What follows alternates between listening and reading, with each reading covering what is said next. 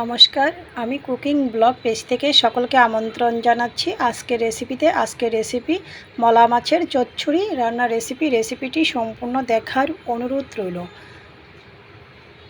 তো চলুন রেসিপিটি শুরু করা যাক।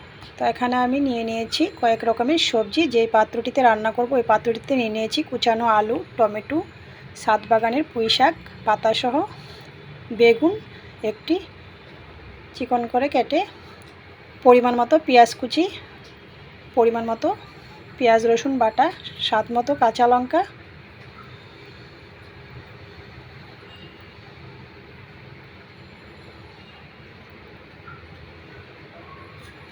স্বাদ মতো লবণ, পরিমাণ মতো হলুদ গুঁড়া দিয়েছি,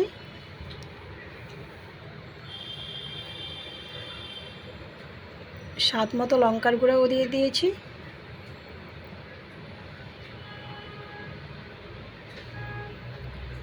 পরিমাণ মতো ধনিয়ার গুঁড়া, পরিমাণ মতো জিরার গুঁড়া,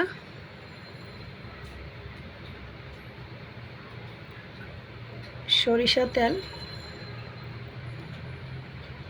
হাতের সাহায্যে সব কিছু ম্যারিনেট করে নেব।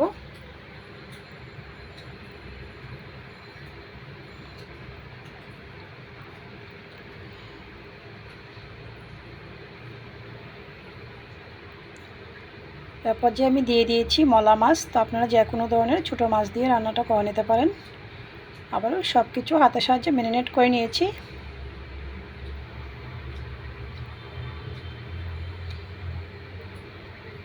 তারপর যে আমি চুলায় বসিয়ে দিয়েছি কড়াইটি, চুলা অন করে ঢাকনা দিয়ে দিয়েছি।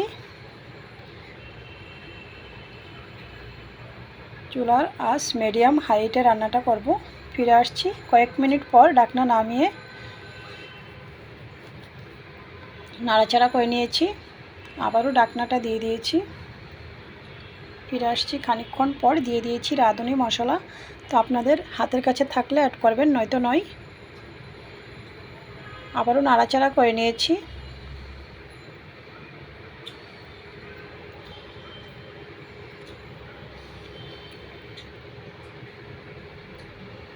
ঢাকনা দিয়ে দিয়েছি। ফিরে আসছি খানিকক্ষণ পর, দিয়ে দিয়েছি কুচানো ধনিয়া পাতা,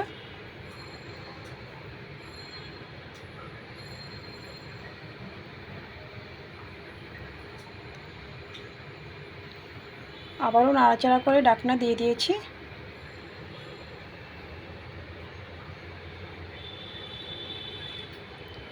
ফিরে আসছি 15 থেকে 20 মিনিট পর। তো আমার রান্নাটা রেডি হয়ে গিয়েছে। আমি পরিবেশন করেছিলাম গরম ভাতের সাথে। রেসিপিটি ভালো লাগলে আমার ফেসবুক পেজটা ফলো, ইউটিউব চ্যানেলটা সাবস্ক্রাইব করুন, সাথেই থাকুন। সকলকে ধন্যবাদ।